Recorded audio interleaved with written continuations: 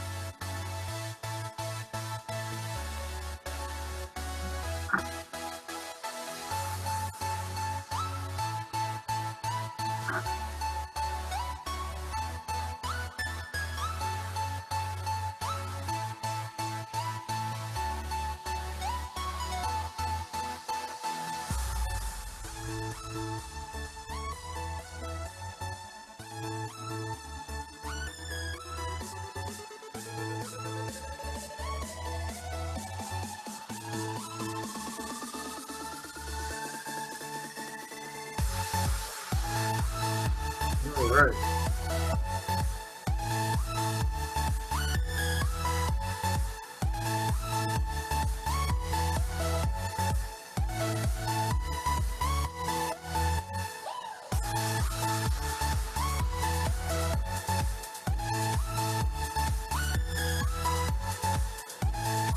30 seconds.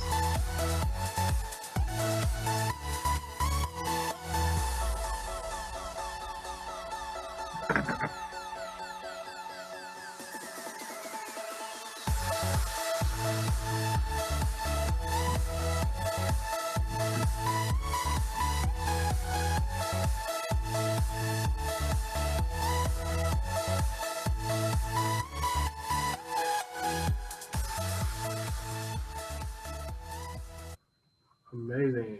So we are going to get started. I just want to go and introduce myself. My name is Nate Todd, and I am the Dean of Diversity, Equity, and Inclusion here at Tulsa Community College. And I just want to say thank you to everyone for being here at this amazing event, the day in the life of our Native and Indigenous students here. This is just a conversation, talking to some of our students about some of the challenges, celebrations, I mean, pretty much everything under the umbrella that they kind of want to talk about today that us here at TCC may need to hear about. And so I thank our wonderful panel of students here for volunteering to talk with us today. And I just want to give some housekeeping kind of announcements. So this event, of course, we have allotted about an hour and a half for this event, of course.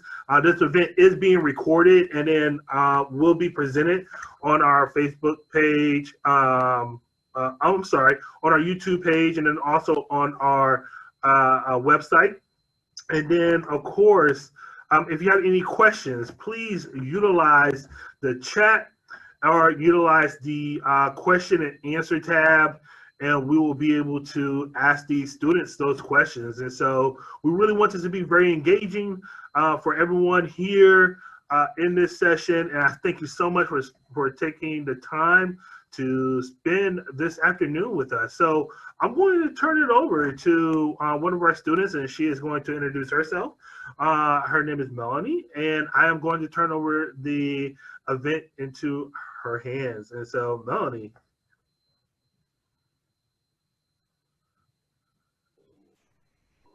Siya naga jigedahang galialik nani yang davado yene ganti ade yohaski jagi ganti. Tasko sao iaguadetiad TCC digidakwaski. Wado. Hello everyone, my name is Melanie Yang. My Cherokee name is Ade Johanski. I am 21 years old and I'm currently a student at TCC. I major in marketing with plans to transfer to NSU in the future for digital marketing. I'm also currently the sitting president of the Native American Student Alliance.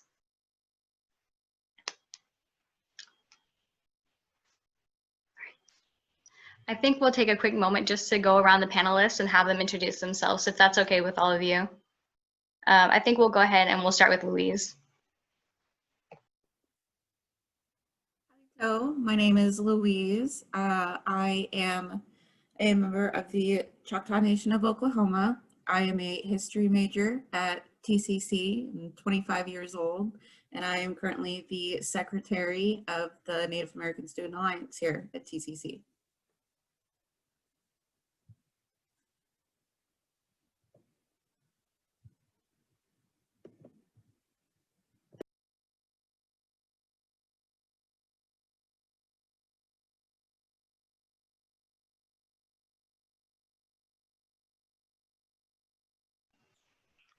I think Becky, if you don't mind going next.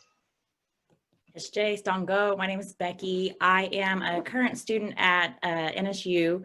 I transferred from TCC. My major is in criminal justice, and I have a dual minor in American Indian Studies and legal studies as well.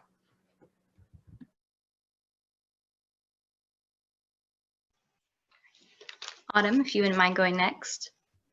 Yeah, Hichestongo. My name is Autumn Harjo, and I'm Muskogee Creek, and I am majoring in Native American Studies, and I am transferring to OU in the spring, and I will be adding on a minor of Native American Studies, political science.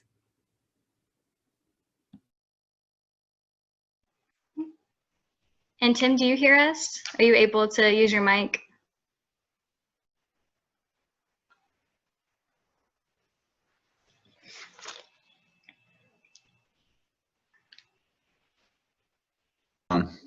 Now can you hear me? Yeah. Hey.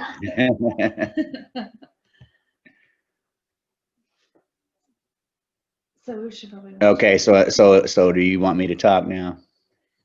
Yes, please. If you would just give a quick little introduction about yourself, that'd be great. Alito Chimachogma, Sahachapuyot to Maxville, Pulaskawasha. Everybody calls me Fry Bread. My education's in Native Studies and Native Law. I'm a business owner, and glad to be here today. Yokoke.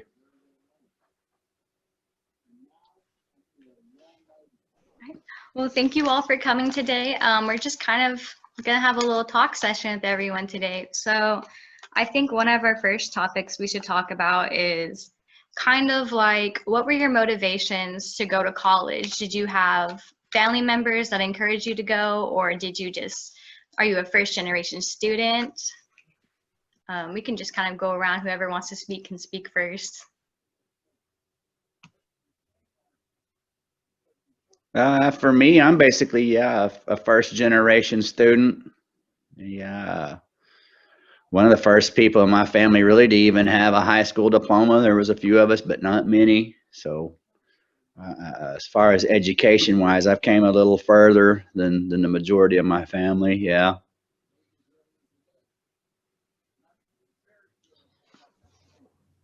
I would say for me, I didn't go to college right after high school. I spent about 10, 11 years in the service industry, and at a certain point in time, it dawned on me that my body wasn't going to hold up forever working that hard. So it was time to go back to school. So that's what pushed me back into school. Participants, and will it bring them out? I've never done that before. I don't know. I've never It shows everybody. Yeah, that's what it does. I've never had to do like a.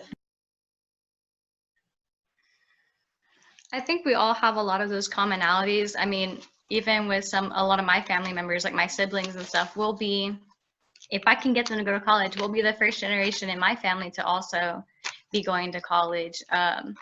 My mom, I think the furthest that she got is her GED, and now my dad is finally in college as well. So he might actually see this later because he also goes to TCC.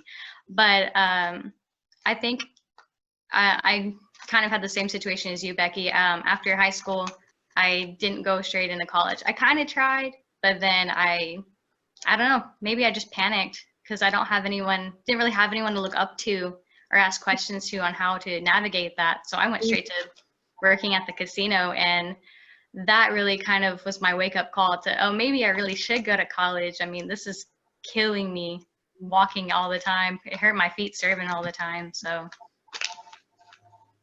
that was kind of my jump, my push to go back. Yeah, I think the influences that surround you definitely have a lot to do with it. Because, like, for me, it took a long time to learn for myself that I was worth that kind of investment, right? Like, at first, I guess nobody showed me that way. Nobody told me that those were options. And at first, I just assumed I wasn't good enough to invest in myself like that. So I just worked because that's all I knew how to do, right? Mm-hmm. So it's definitely worth it in the long run. It was a similar situation for me. I had my daughter when I was 17, so I didn't go back to school right after high school. I'm 25 now, and I just restarted school last year. And I spent basically that entire time working restaurants and stuff like that. And at some point, it was just like, I need to do something else. There's got to be more than angry customers and sadness.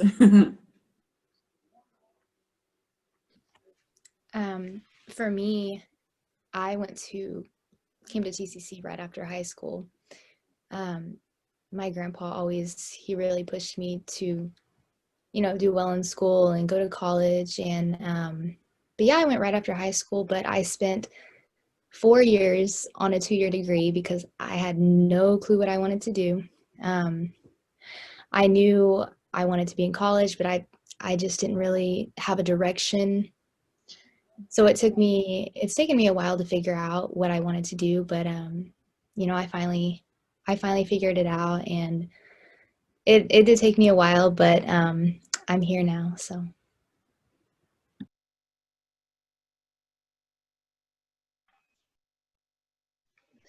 I saw we have a couple of questions in the chat if you guys would be interested in answering. Alan said, obviously, I wouldn't expect you guys to speak for all Native students, but for you personally, are there things that professors often do or say or assume that really annoy you from the Native American perspective?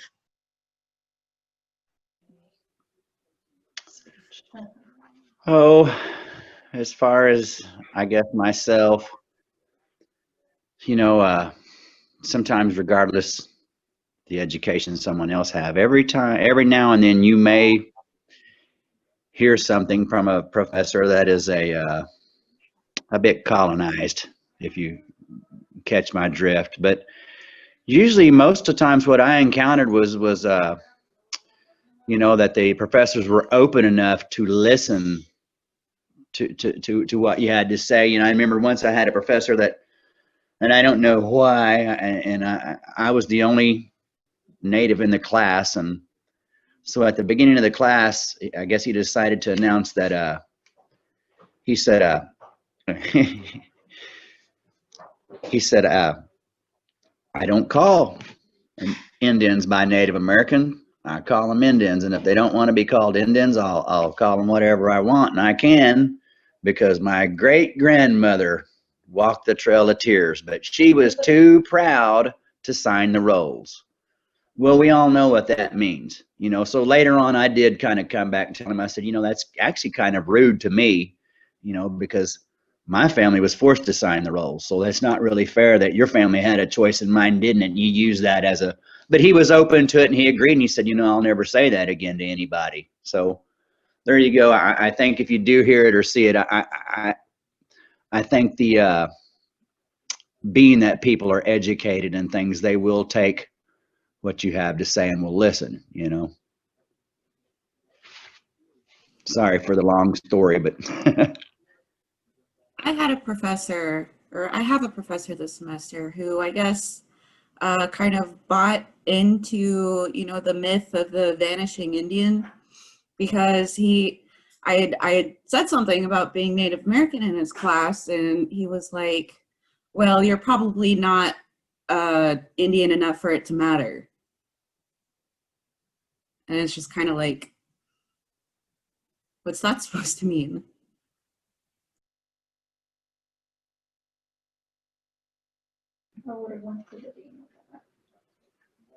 yeah, very culturally insensitive. But again, that might be a point where you could come back and educate the professor. Going off the vanishing Indian comment, I did have a teacher last year when I took a U.S. history. Was it 1492, the Civil War? I think that's the class we take. I did have a teacher, and she's super sweet, super nice, is pretty culturally sensitive when she speaks, but I think she just happened to she misspoke, I believe, when she was talking about when the colonizers came over to the country, and she said that they saw them as savage and things like that. And I think what she mentioned that they used to have their own languages and they used to have their own religions and their own cultures. And I just felt a little weird because, I mean, the past tense term of like used to doesn't really, it's not quite accurate, because we still have our own languages and we still practice our own religions. We still go to ceremony, things like that. It's kind of it perpetuates, like you said, that vanishing Indian sort of stereotype that we're kind of, that we were wiped out or that we were assimilated. And while some people were assimilated, we still held on to a lot of our cultures and a lot of our practices.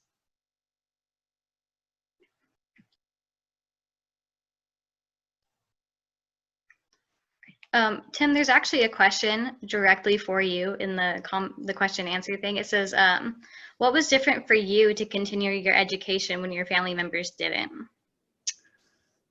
You know, really part of it was I had started in activism at a younger age, and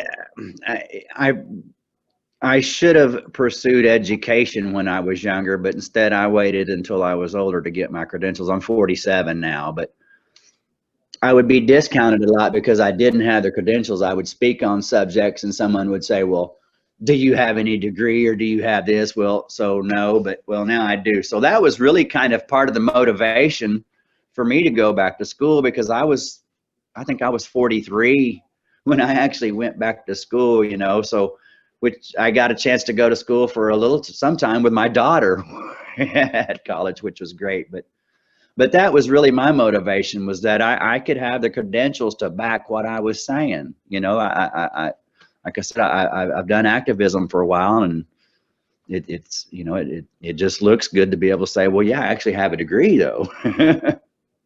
So that was actually a big motivation for me, you know, because by that time I was pretty set in my life, and yeah, I was a welder, and you know, had to use my body as a tool more so than my mind, I guess. But you know, so otherwise that was my main motivation to go back.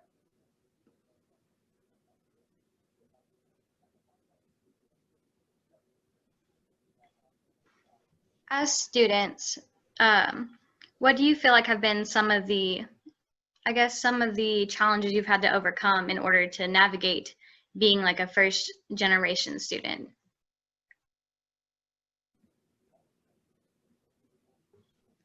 For me personally, not really having much of a clue about study habits and resources and things like that, or how to even think about being in study groups or anything like that. I had to kind of learn all that on myself and figure it out from my peers more so than from my family.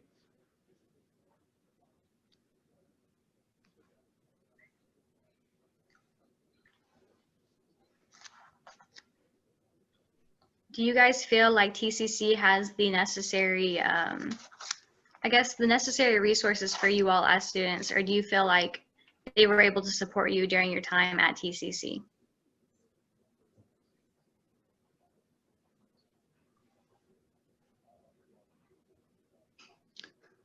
Well, for me personally, I feel like in between the staff and the professors, that there is enough places where you can go to find the help that you need and those that are willing to help you.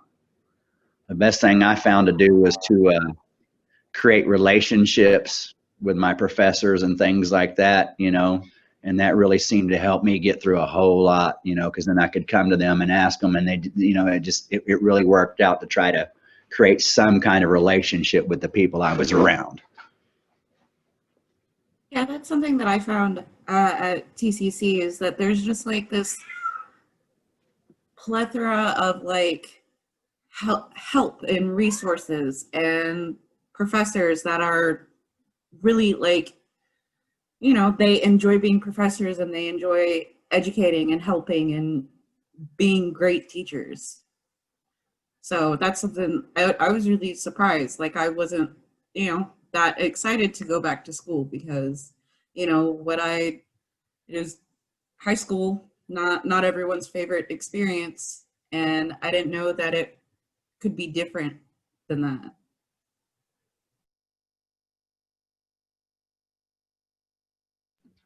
I agree with that too, and with what Tim said as far as like networking with professors and everything. And it also took like networking with student organization groups like NASA as well, that like helped expand my knowledge of resources. You know, Sherry at the front desk was always telling me where I could get something. So it just helped to grow a bigger community at TCC. Yeah, I agree. I've been fortunate enough to have great professors. You know, Dr. Mosier and Professor Sago and Trio, they've been a big help. And of course, NASA. And I've been thankful for Melanie too. She's really led our group in the right direction. Yes, I'll agree. Professor Sago and the Trio group and those type people are wonderful, wonderful people and great resources for, and I'm so glad we have people like them.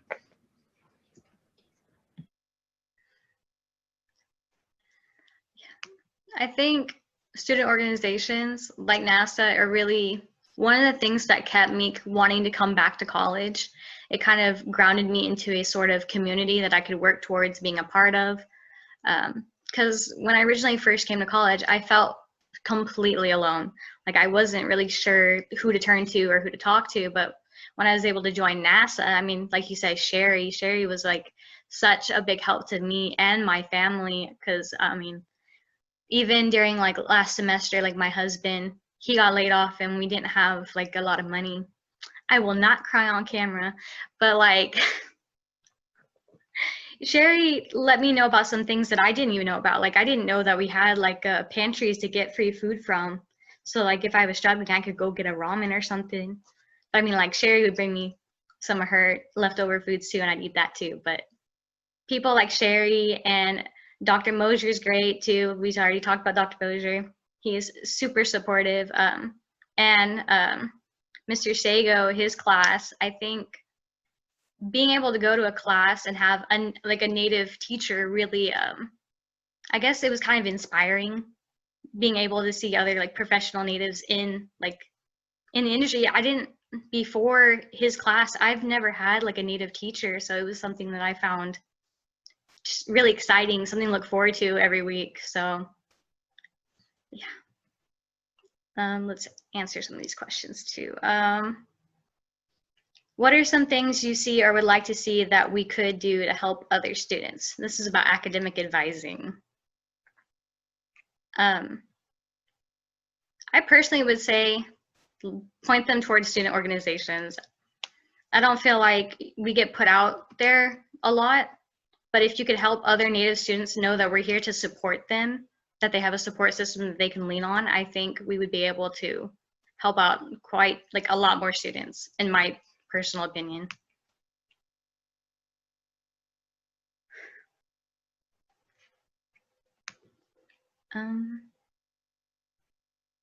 Let me look. We got quite a few questions here. I'm trying to look through them all. Do you feel like there is a need for more Native American history being mentioned in our American/Oklahoma history classes? Or would you guys believe that'd be better just to have specific classes for Native American history? We do, in fact, have a Native American history class at TCC. It's taught by Dr. Mosier. It's a really good class. I think so far, with like the history classes, I've really seen the teachers be like adamant about making sure that, like, you know, Native Americans aren't just like a footnote in a chapter in a history book. So that's something that TCC has been really good about. Is like the history courses are really like, you know, we're not forgotten in them.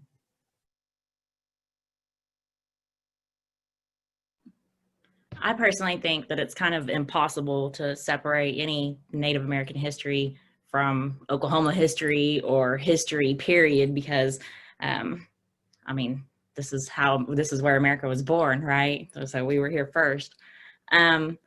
I do think, however, that it would be more beneficial to learn it in the earlier years instead of being surprised at college. For me personally, I'm quite a bit older than y'all, but for me personally, my Oklahoma and American history is pretty whitewashed. So a lot of my life, I guess I felt lucky that they saved me, you know, until I had a different perspective on life. And I was like, whoa, hold up, you know, like you left out a whole portion of my history. So I guess for me, I felt a little bit robbed in that nature. And then for non-Indigenous people, I feel like it would be beneficial to understand where America comes from. You know, we don't have to necessarily,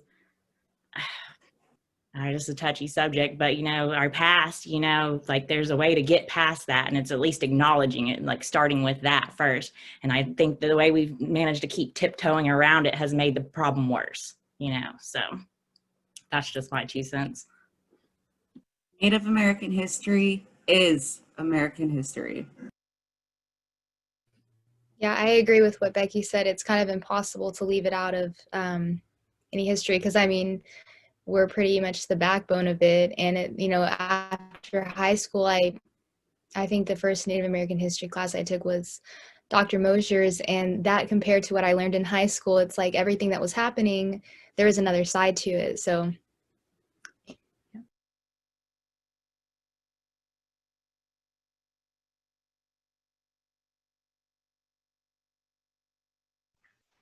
We have a question from Tim Lawson to the whole panel. It says, he is the captain at the West Campus. How do you feel your relationship with campus police is, and is there anything they can do better to serve the Native American students? My time at TCC, the campus police were great. They all treated me real well. I guess, you know, I mean, the guys, their office was right by the front door, and when I would come in, they would wave and smile, and I mean, it was nice knowing that you had like an authority figure like that. Police, even though I'm older, it's still an authority figure that, you know, were kind and going, you know, I mean, and weren't just using their authority to push people around. Everything I've seen from them, they handled themselves real well and professionally. And here I am, I went brain dead, but one of the officers was Native American. I just can't think of his name right now, but all of them, very kind people. Thank you for your good job. We appreciate it.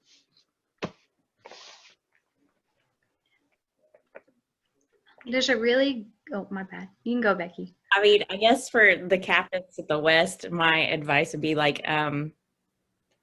to get more culturally involved with what our ceremonies look like and the powwows and stuff like that, because I know sometimes it's misunderstood why we run on Indian time, but you know, sometimes you just can't rush a great thing, you know. So just keep that in mind for future ceremonies that we decide to have at West or any campus on TCC.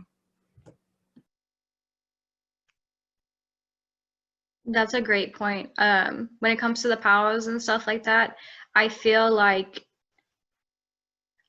the campus police already does a really great job, but if we can make sure that students aren't getting harassed to and from like the powwows over at West Campus, I think that would be something that would be kind of beneficial. Not that it's been like a problem, but it could be a problem that arises in the future for y'all at the West Campus to kind of look out for.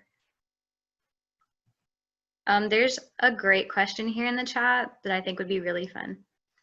It says, I've seen several related but distinct terms, Native, Indigenous, First Nations, etc. Do any of you have any personal reasons to prefer one term over the others, and what terms should be avoided?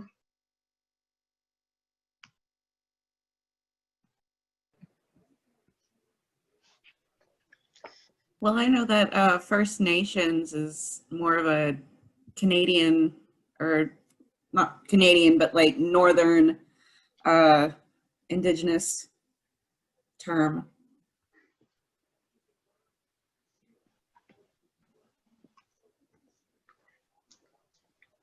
Autumn, would you like a chance to speak? Oh, yeah.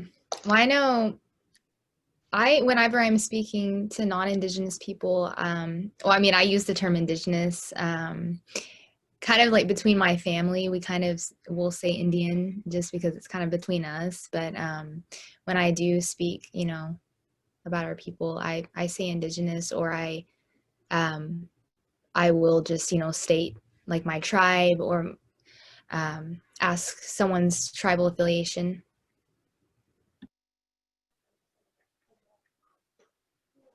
That's what I would say. Like, if you want to refer to somebody, I guess if you know their tribe, refer to them by their tribe.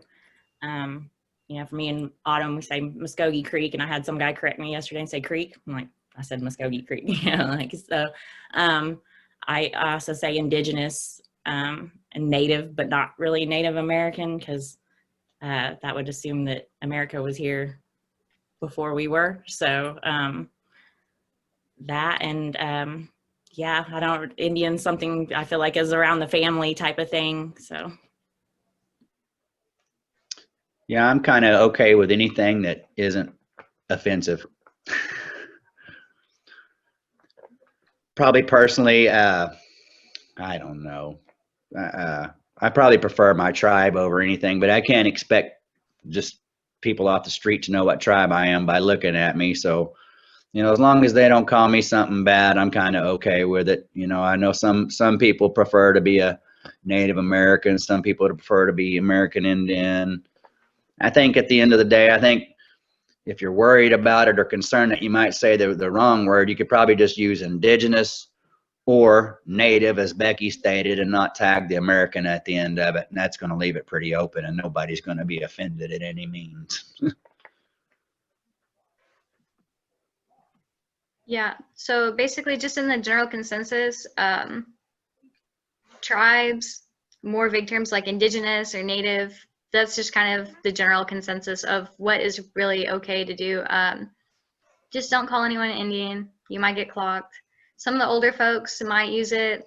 I wouldn't necessarily use it unless, like, I'm joking with my friends, my close friends, just bugging them. But that's kind of just the general consensus. As far as I'm concerned on that, you know, like I said, I've been a member of the American Indian movement for 27 years. They're not going to change their name, you know, so I'm kind of okay, you know, but yeah, it's all personal preference. But again, yeah, back to, if you use Native or Indigenous, you'll be okay. And the American Indian movement's a good, what I want to say, representation of organizations that still use the term Indian as, I wouldn't know if I want to call that one legal, but there are sort of legal situations where you would use the word Indian, like Indian healthcare services, or like the BIA uses it. Indian But- territory. yeah, Yeah. Indian territory, Indian country. Those are All just kind of legal terms in Indian law will always use Indian in it. Yeah. just don't ever correct a native person for saying Indian. They can say it if they want to. I had someone correct me one time when I said, "Oh, I'm going to the Indian hospital." He said, "You mean the Native American hospital?" And I said, "No, it's the Indian hospital. That's its name." But sorry, that was a little tangent. I'm going to answer a couple more questions real quick. One of you mentioned having a little bit of self-doubt when you first came to TCC. Is there anything TCC programs can do to reach out to being more inviting or approachable? This person works with the honors program, and they want to make sure, oh, the questions are disappearing. Want to make sure that capable students aren't scared off by thinking they're not honors material or something. Actually, Louise, are you in honors classes? Yes.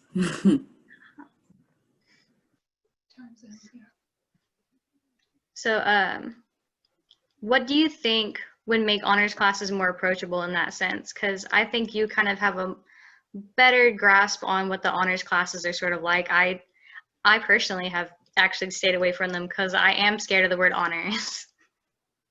Well, it's like, it's not like they're like you have to be super smart to take these classes. Like I think that's kind of a common misconception about honors classes. It's just, they're a bit more involved. Like you have to, do a lot more talking, and there's a little bit of self-sufficiency that's required for them. But yeah, it's mostly just like kind of, you have to press on the fact that it's like anyone can take these classes. You don't have to be super smart to take an honors class. Yeah, I had an advisor, lead me to taking some honors classes, and when they first mentioned that, I was like, no, I'm okay. I'm all right. I don't stay away from that. I tried that in high school a little bit, and no. And he said, well, it's not what you think. He said, you'll actually probably have a better experience in the classes. And I did. I actually did it because, as you said, they were more involved. I think I actually learned more than I would have just learned in the traditional class. So yeah, I don't know that I would jump into, some kind of math honors or something like that, but most definitely about any other classes, I think you should explore the honors classes and get into them, because they're definitely, it's better for you and it looks better on your transcript. Especially if it's a class that, maybe you're not super confident in yourself, like public speaking. I'm taking a honors public speaking class, and that's gone a long way towards helping me be able to speak publicly. And that's not something that I was confident in myself about. Like, I have anxiety, my voice shakes, and it turns into a whole ordeal. But now it's like I took this honors class and I've been able to spend a lot of time on this subject, and it's helpful. It's really helpful. So do you think in order for them to make these honor classes more inviting, you would think maybe marketing it towards being a more in-depth look at a subject versus a challenging subject per se? I think I chose my words really wrong there, but just make them feel that they're going to get more out of the class, like they're just going to gain a more in-depth look at the subject. Because like when I hear honors, I think of when I took AP classes and I panicked and did not do well in them. Because I think the first thing I think of is like heavy course load. Yeah, they may almost have to change the title of honors classes to get away from that, because of course that's what everybody thinks is heavy workload. Yes. Yeah, but it makes it sound more enticing when you guys say that it's more involved, because I can't tell you how many times I've been in a class and like everybody's crickets and the professor keeps trying to ask us things and nobody wants to answer, So it would be nice to have more involvement in the classroom. Oh, I want this really big. I like this question too. It says, should native languages be closed or should we teach them openly at TCC in a hypothetical future where TCC offers native languages? I mean, I personally think y'all should teach native languages. I mean, especially in their, since you have, okay, y'all should join us in on the 12th when we talk about the land case, because this is kind of why I'm bringing this up. But because of the reservations popping back up, TCC has multiple campuses on different reservations at this point. I think it would be in the best interest of Native students going to these public colleges that they do get the opportunity to get, I guess, like the opportunity to learn their languages in a professional setting. Sometimes structure helps people learn better. I mean, I personally would love it if you guys had a Cherokee class. I mean, they have that whole program to get new Cherokee teachers. So, I mean, why not employ them so that we can learn our languages on our reservations? I'm okay with sharing, you know, to a degree. I get worried about a little bit of appropriation or something like that, you know, so, you know, because sometimes people take things and manipulate them and use them in the wrong ways, but I'm okay with sharing some of the things we have for the most part. I know when I was the president of the Native American Studies group there at TCC, we made sure that we opened that up to non-natives even. So anybody could come and join us regardless of their race. That way they could come take part in our culture and see what it was about. I think same thing we should probably do with our languages and our history is be open, you know. Obviously there might be some things we don't need to just be always sharing, some of our ceremonies and stuff that need to remain hidden.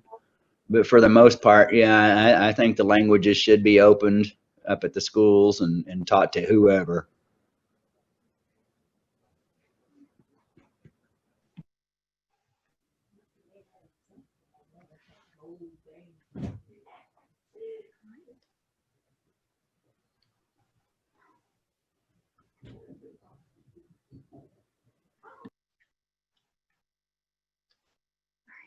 Sorry, I'm looking through the questions here. I'm gonna save that one question for the end, but this is a follow-up to the language question.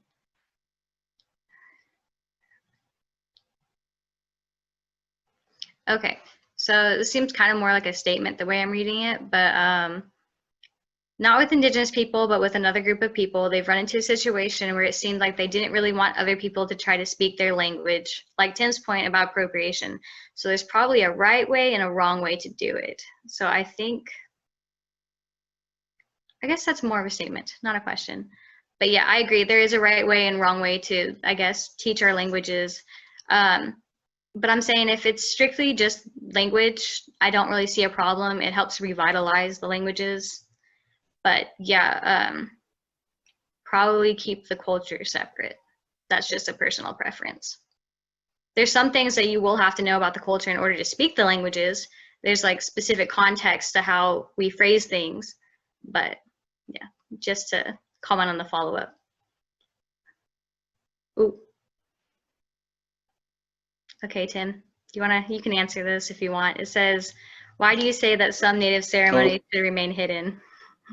What ceremony should remain hidden? Why do you think ceremonies should remain hidden? This is a question for you. I'm glad that wasn't what, because I'm not telling.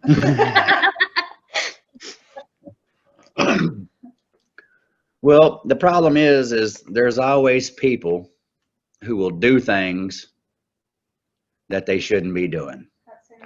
And whether they use those ceremonies against us or against other people, there's just some things that shouldn't be shared, maybe. You know, it could affect the people in a very, very negative way. There's just a few things that shouldn't be there for everybody. Can I add to that a little bit? Like, it's not just the fact that some things shouldn't be shared, but we're also talking about cultures that tried to invite people in at one point in time and share these things with them.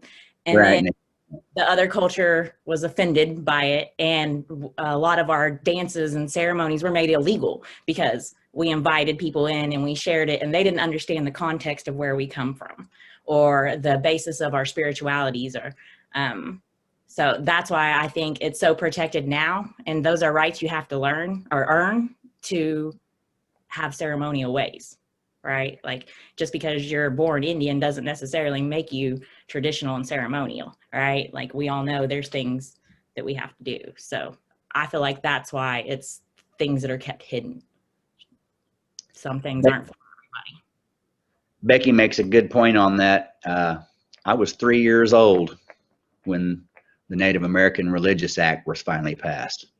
So while millions of Americans was enjoying their freedom of religion, Native Americans could not enjoy their freedom of religion. So that's probably another reason, I guess, too, that why we protect things so much is because they'll be taken from us. Our medicine men were put in insane asylums.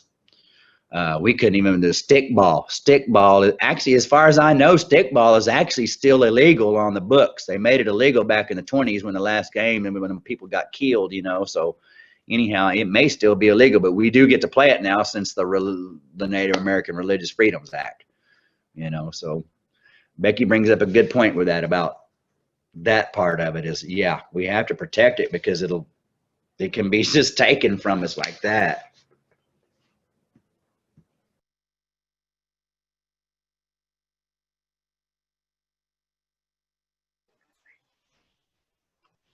As someone who is Native but grew up in a non-Native area, there are many things I did not learn about my heritage until my early 20s.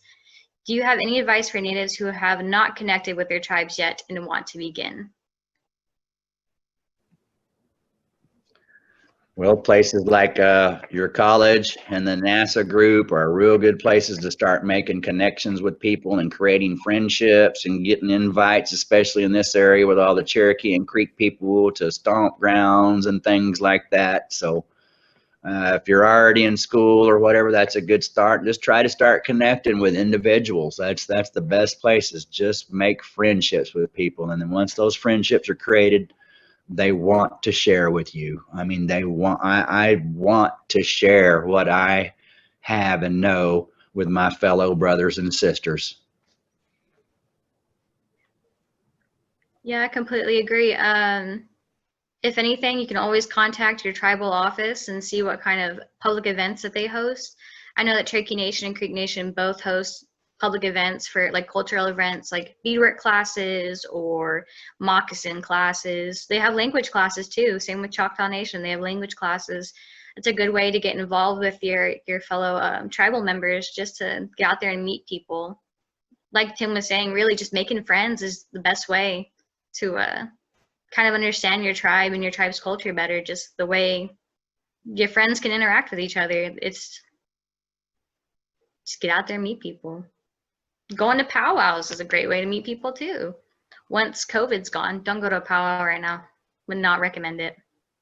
Social media, though, is a good place to meet some Indians. I'll tell you what, I have watched that moccasin telegraph explode on social media. I mean, there's Oklahoma natives connected to Indians all over the U.S. Get into some of those Native Facebook groups. You can meet some people there, but also be careful. Some people are a little crazy. Yeah.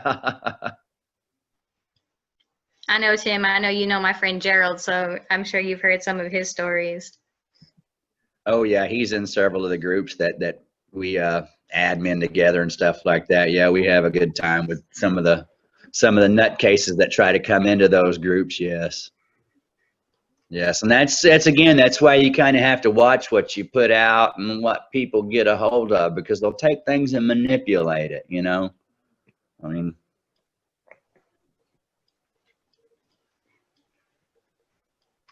Someone said, could you please mention again the campuses that are in Native land? I know the West Campus is out near, what, Sand Springs? Is West Yeah, Campus Creek Nation, yeah. Creek Nation? Metro is, I think, also Creek Nation, I believe. Creek Most of the Nation. Tulsa campuses. North Campus might all be of, Cherokee. Yeah, it might be. yeah, because even north is Osage, right? But that's the different boundary. But And then Owasso TCC campus is in Cherokee Nation.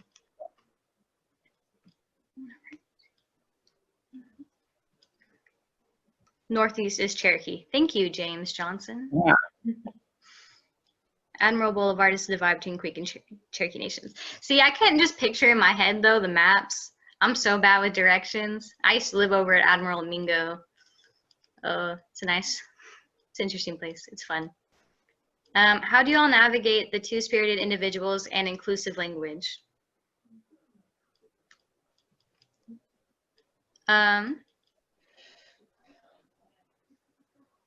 Becky, do you have any life experience with that? With two-spirited individuals? I mean, people are just people to me. So, I mean, whatever you tell me, however you want me to include you, that's how I'm going to include you. I just try to respect everybody, period. How does the Creek language work with pronouns in that regard?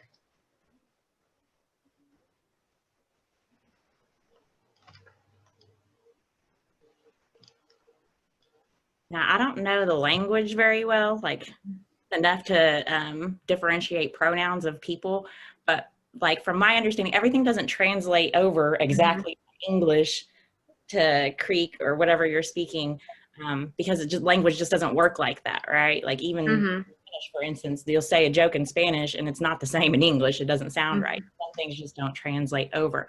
So my understanding is that like we all embody masculine and feminine properties. So we kind of all inclusive is our language anyways. That's my understanding from it. Like we didn't, like, from what I understand, two-spirited is a newer term because it's an English term, but it's it wasn't shunned in traditional society at all. It just was like, you are who you are, present who you are and be real. And no matter what your preferences are, as long as you respect everybody else and you contribute to society, then you're part of society. Like that was my understanding to languages. Although there is like, in our language, I know there's like a word for girl and boy and stuff as far as that, but I don't think it's like Spanish where it's I or O at the end to differentiate. So. For me, I can only speak from a Cherokee perspective, but Two-Spirit isn't really a part of our culture. It's I can't remember which tribe it comes from at this point. I don't remember. It comes from a specific tribe. It's a cultural aspect, but the way that we took it way back is that if whatever you presented yourself as, you basically were. Like we have stories of what would be considered trans people, but we respected them as who they were. They said they were female, then they're female, and they do female activities. We just respected people for who they were. It's not really, and I think that's kind of just how we can answer the question. It's really just about respecting people and how they want, who they are as a person, really.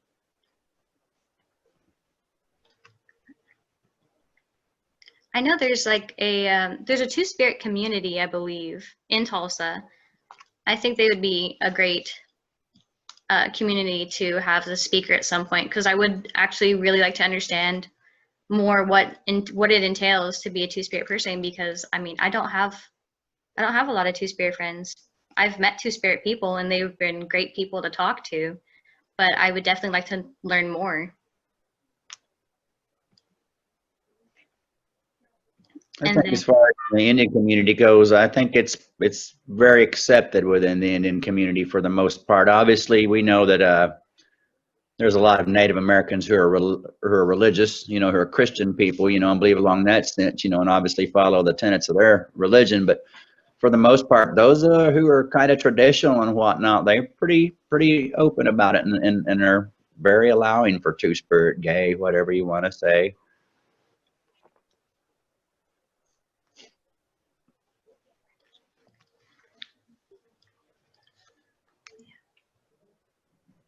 We have one more question.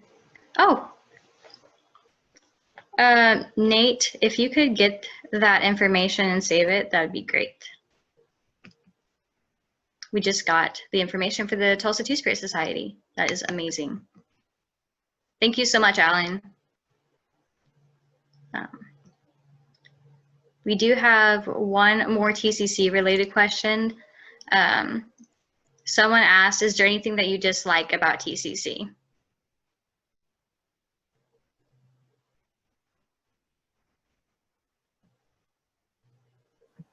I mean, I guess for me, I don't like how all the campuses are spread out and some classes are offered at one campus versus another. Just based on pretty much where I live, it's hard for me to get motivated to drive like all clear across town to be to class. So I gotta say, the layout of Metro Campus is very, very confusing. It's like they took like a whole college, but then squeezed it into like one like city block. So like, where do all of the stairs go?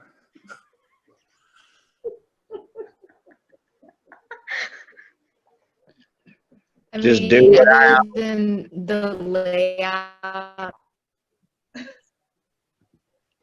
the layout, of it, I mean, I've never had any complaints and if there is, if there's any complaints, there's always someone you can talk to and get help with their advice.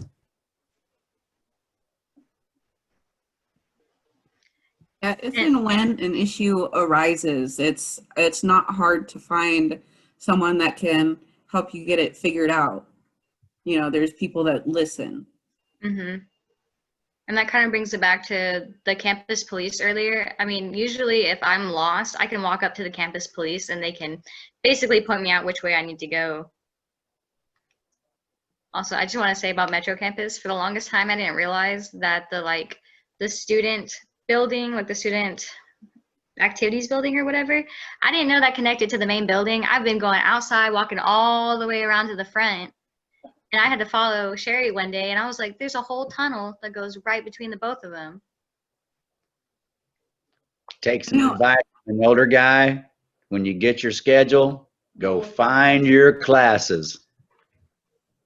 I couldn't find the bookstore whenever I first started, and Dr. Mosier walked me down the stairs and was like, yeah, you go out this door and then you go through those doors over there. And I was like, what is this, an alley? There's a whole alley here. I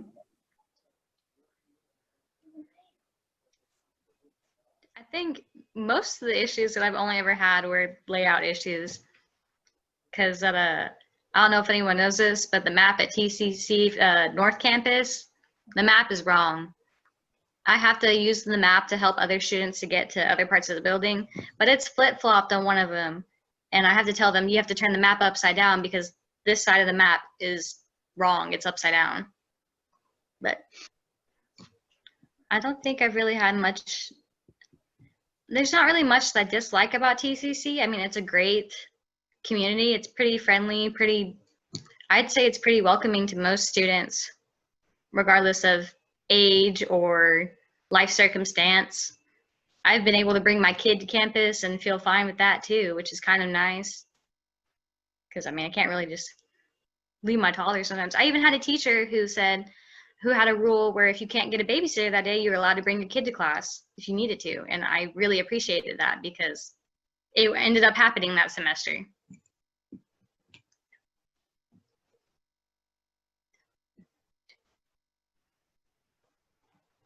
Do you guys think it would help if Metro had signs downstairs indicating where things are? It used to, but they took them down when they remodeled. Yes.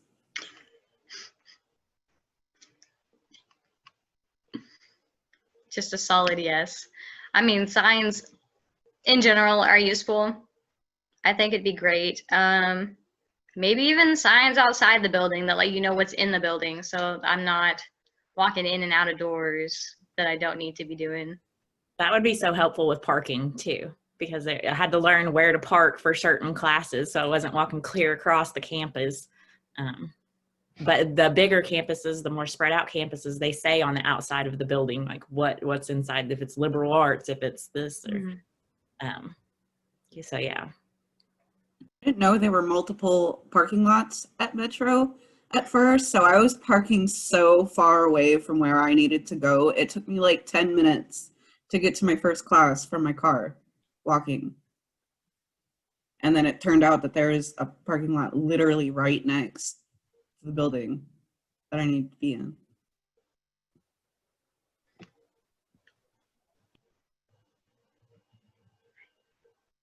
Thank you, Alan. Yeah, if you could bug someone, I'll bug people too. You know what? I can bug people too to try to figure out what we can do.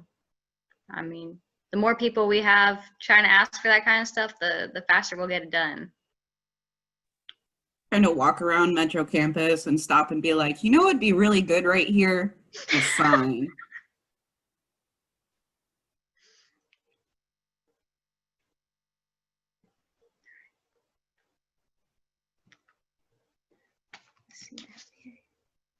Oh, okay. One question that I personally wanted to ask you guys is, how has COVID affected your life as a student? And not just like your life, but like your student life, your cultural life. How has it kind of affected how you function?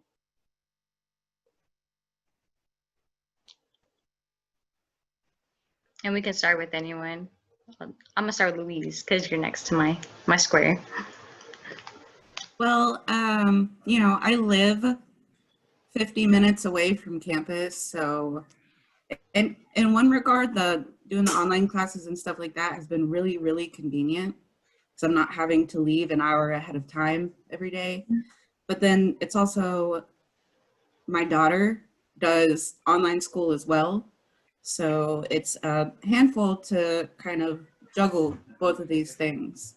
And then it's like, community-wise, my mom lives in Southeast Oklahoma, and so she kind of reports back to me what's kind of going on down there with the tribe and everything. And she sent me a really, really concerning text the other day. Hold on, let me bring it up.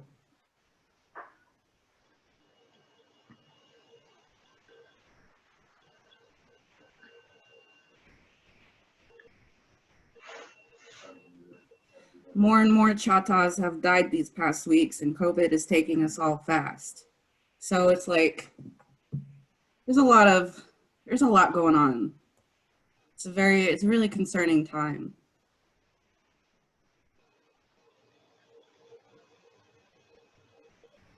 I know for me, like we were talking about it before we started this, and we were talking about like which we prefer, online classes or in-person classes. And part of me likes the flexibility of the online classes, but the other part of me likes the stability of in-person classes because I'm showing up. I feel more accountable, and I have more of a schedule.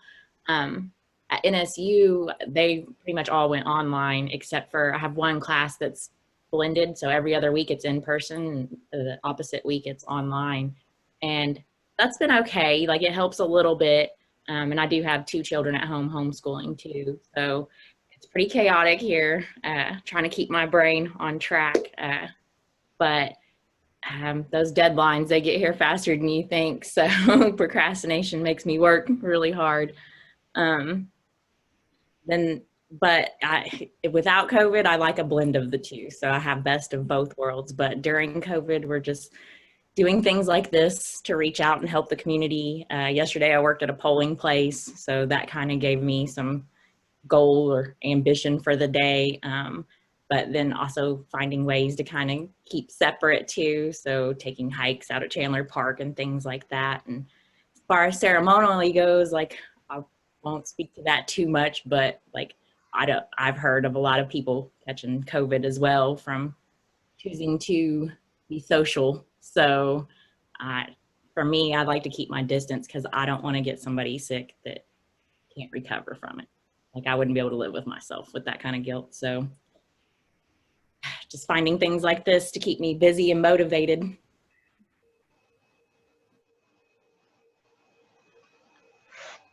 to kind of bounce off of what both of you have said so far, just like, especially the speaker thing, it's been kind of alarming seeing how many of our speakers have been dying or things like that. And I really don't want to like talk too much about that because it's kind of a heavy subject. But I do kind of like how I've been doing the online classes and not really been going out and having my kid be watched by my family, because my family, they're really social and they like to go, you know, see each other all the time. And that just kind of worries me with some of my older family members who are language speakers. And I like that I'm able to stay home and take care of things through the computer. That way I'm not putting the elders in my family at risk, or, you know, along that vein of thought. But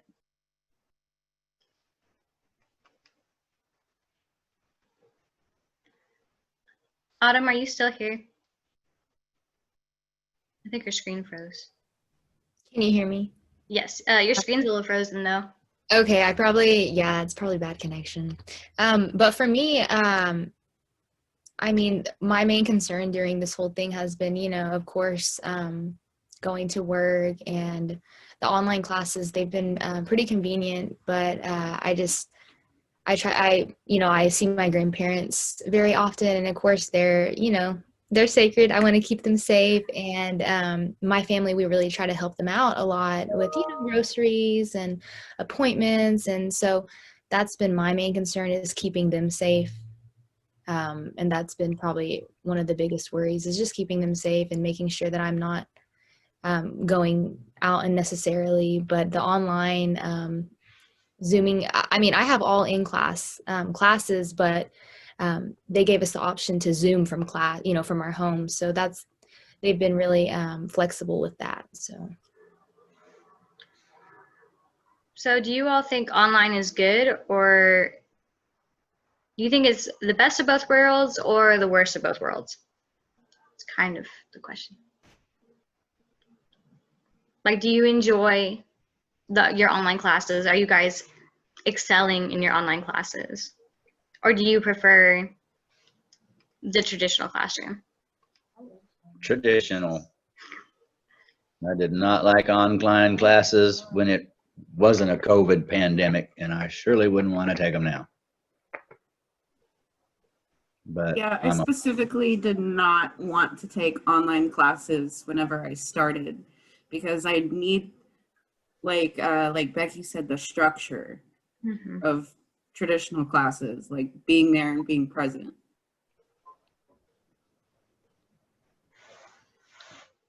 I agree. Sometimes it's hard to focus or keep yourself on track for an online class, because it gets so monotonous taking so many classes that you kind of, sometimes little things will slip. Like, I've definitely skipped a discussion board at some point this semester because I just didn't remember it existed, because there's just so many little things that I have to do online. Whereas before, I could do like a couple online classes and keep track of that stuff, and then do my in-person classes. Now, especially for my harder subjects, I prefer in-person, you know, instruction. Like for accounting, I don't want to do numbers without having someone who can help me not mess up on the formulas. Basically, I need someone to almost hold my hand when it comes to math, because it doesn't sit well in my brain. Now, if it's like a composition class, I can sit and I can type all day, because it's almost the same thing for me, because I'd be typing on my computer anyways. But definitely for classes that I struggle with, I prefer in-person instruction. I agree with that. Like every semester, I kind of weight like what I need out of this class, right? So if it's just like a class on Word or Excel or something like that, math is a little bit easier for me. So if it was online, I would be fine with that too. But then, like right now, I'm taking a couple courses in American Indian Studies. It's American Indians Today and Spiritualities. And it's hard to sit there and read all of that. And then my advice, if there's any professors on here, like you guys sending us PowerPoints and Word essays is fine. I like to read, don't get me wrong. But like, I had one professor that would do like recorded Zooms through the PowerPoint, and she's talking and pointing out things on, and that made it so much easier for me to follow along instead of just reading things over and over again. Because sometimes I skip a line, sometimes I'm in a hurry and I'm just skimming through it as fast as I can. And I feel like I don't get as much quality or context out of the course that I wanted. And I'm just getting through it, you know, so. Have you guys had any of your online classes be the mixed, like Zoom online classes? I haven't personally taken any, and I was just kind of wondering for myself how well those are in.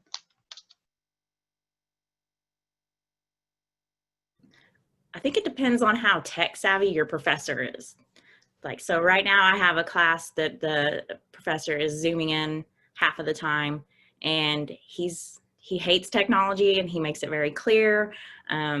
And so like half of the time he's walking out of the frame and out of the microphone and you don't hear what he's saying. And then you know how professors ask a general question in the class and they like pause and look at everybody like, somebody answer this. Well, you don't see those kinds of things because he's off on the side of the screen and his head is clear because he's talking to the people that are, because half of the class is in class and half of them are on Zoom. And so he's talking to the people in class and I'm like, and then he, all of a sudden you see his face in the middle of the computer screen, like, answer that. And you're like, oh, I didn't know you was talking to me, and I only heard half of the question. So like, I think it depends on the professor.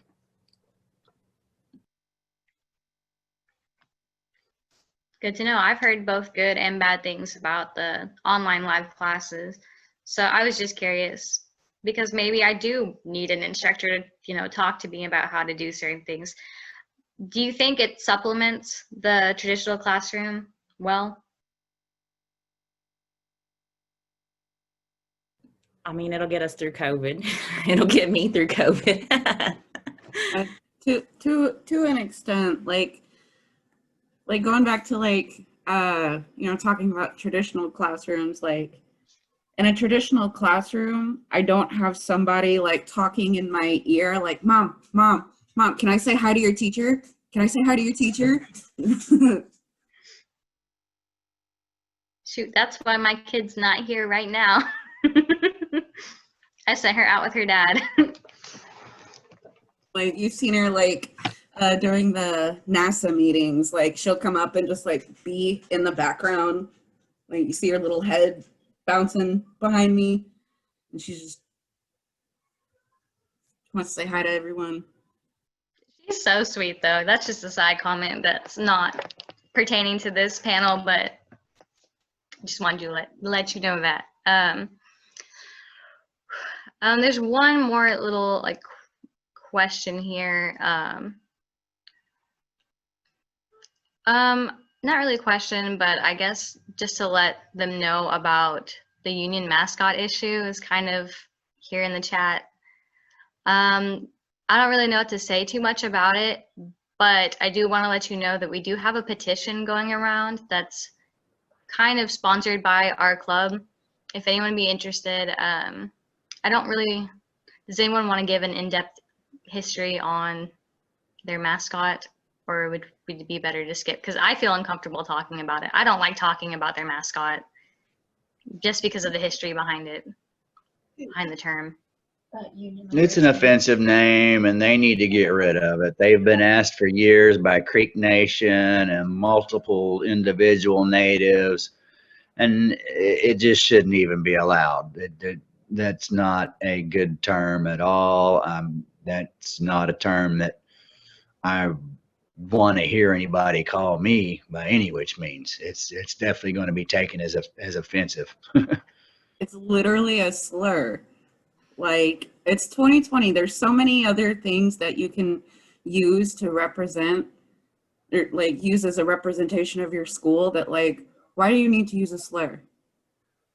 Of all things.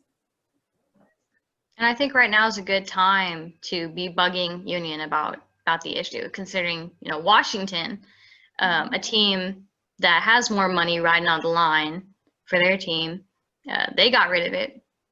I mean, if they can get rid of it, I mean, why can't a high school get rid of it, sort of thing. I personally, as a mom, as an Indigenous mother, I would not want my kid to go to school there or have to deal with that sort of thing. I mean, there's schools with less slur-related, I guess, Indian-related names. This is mostly just about Sequoia High School. I'm gonna just say that out loud.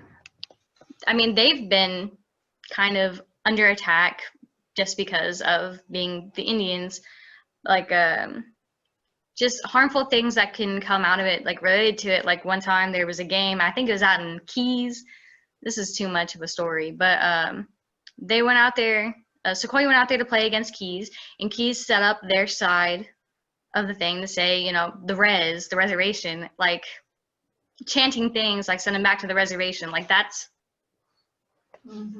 let's just leave natives out of sports. That's just kind of what I want to say about it. I don't, It's No, a you boy know, I graduated from. I love Sequoia High School. I got some friends that go there. I've had friends that graduated from there. I feel bad for them because they're open to attacks from other people for being an Indigenous high school. know that like at Union and stuff, there's Indigenous kids at that school who like they're like the butt end of a joke with all of this. I spoke to one of the teachers that works for Union, and she had said that to me, that the native population there was fine with being called that, and that they said it was okay. That's why they chose to keep it. And I said to her, like, do you understand how offensive that is to ask a few to answer for their whole culture? And not only that, but these kids have to continue to go to school there, right? So do you think in high school that you wanted to be the one person that ruined everything for everybody? You know, because some of those kids were pretty adamant about keeping that name. So, you know, you got to kind of think of it from that perspective. Like the rest of the world is telling you that we're not okay with this, and you got to kind of listen, you know, like let's just listen. And that also kind of, I say this a lot, but this kind of ties back to something we talked about earlier in this panel, about Native American history being taught to like at a younger age in like middle school and elementary school. Because I mean, if we were able to put more of an emphasis on some of the things, such as the history of the term Redskins, I mean, we'd have an easier time not putting racial slurs out there as sports teams. Like, I'm trying to get to a point, and there's like a big skip in between, but educating people so that they're not ignorant in the future is really the main goal here. That way we don't have to send our kids to schools where they have to be called Redskins. Yeah, I think that foundation would help. And I kind of feel like, kind of going back to something Tim said earlier about the language and kind of being on the edge of that. Like, I think too, the word Oklahoma came into play with that, and how that was translated, and how it should be okay because Oklahoma translates to red man and Choctaw. And like, well, no, it means so much more than that, than just straight translated over to English. So I feel like, and I don't mean to speak for you, Tim, but maybe that's where a little bit of the reluctancy comes from. Like, should language be open to everybody? Well, when we teach somebody a little bit, sometimes they take their own context and run with it. So Yes, there's definitely a philosophy ingrained into the word Oklahoma. It does not mean red people in the sense of skin. The only people who have red skin is someone who's been out in the sun a little too long, you know, or has some kind of skin condition. Otherwise, my skin's brown, your skin brown, we're not red. In Choctaw ways, red is a powerful medicine, and red is a concept of being strong and being a warrior. A lot of our men would even our women would take the name red into their name because of it. It's a color. It's one of our colors. I mean, it's one of our tribal colors. I don't know if all indigenous tribes here in the U.S. doesn't use red in their colors, but it's a sign of medicine and war and power. You know, so it has nothing to do with our skin color. And yes, Becky, you're 100% right, because that's the first thing someone who has the slightest bit of knowledge about Oklahoma say, well, Oklahoma means land of the red people. And it doesn't at all, has nothing to do with skin color.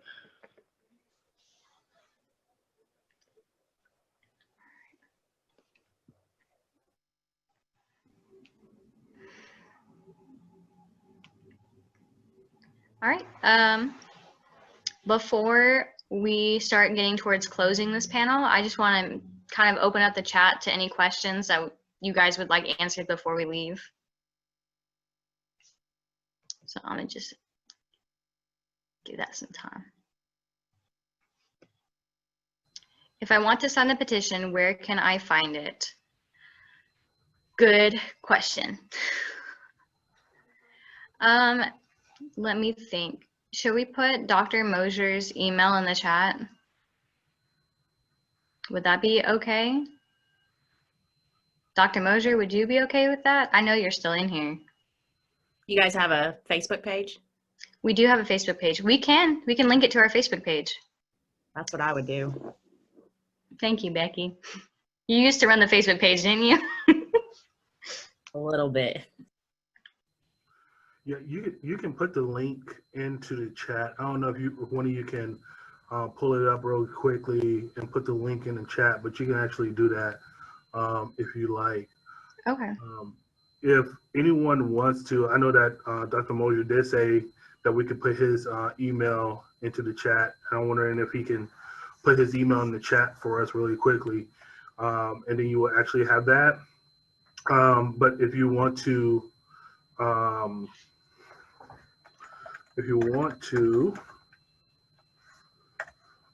email our office too, we can make sure that whoever emails our office has it also.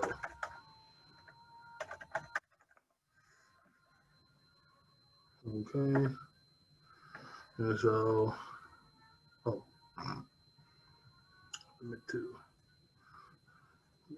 public. Okay. But yeah, there goes the email to Dr. Mosier. And so I want to say thank you to all of our students for this amazing conversation. Oh my goodness. I wrote down a lot of notes and everything, and definitely going to follow up with you all on a couple of things that we could do to improve TCC. And so thank you so much, and love to hear about the celebrations that you have, the things that you liked about our college. It's always good to get some compliments and everything. So thank you so much for being so candid and open, right, and so transparent. Because at the same time, we have to have these honest conversations, right? Sometimes we have to go through discomfort in order to grow, right? So I'm so happy that you're able just to share your experiences and being very candid about your experiences here at TCC. And so, this is just a part of our celebration this month, right? Our celebration of, throughout the nation, they call it Native American History Month. But at the same time, listening to you all, using the word Indigenous, using the word Native, we really want to be respectful. And then if you know your tribe, then call you by your tribe, But of course, call you by your name, right? If I know your name, call you by your name. And so, but we are all also able to ask you questions. So thank you so much. But we do have 2 other events this month to celebrate this amazing culture and people. And so on November 12th at 3:00, we're going to be having the Supreme Court decision. We have some great panelists that's coming in from across our area and across the nation to join us on that great panel. We have rooms, so please, if you haven't registered for that, please register for that. And then, of course, on November 20th, we're going to have Joy Harjo here to talk to us at 1:00 on November 20th. And you can find the registrations actually in the TCC Today or on the activities calendar on the TCC website. So please look for those 2 areas to really sign up for these events. And I thank you so much for being here with us today. So Melanie, is there any last words before we jump off? Don't really have much to say, but I just want to thank you all for showing up. I was actually really, really happy to see how many people signed up and were enthusiastic about coming, and kind of just warmed my heart. So thank you all for coming and joining us today. Amazing. Well, thank you to our panelists for being here, and we'll see you next week at our next event. So I hope everyone have a fantastic day, and I will see you later. Bye.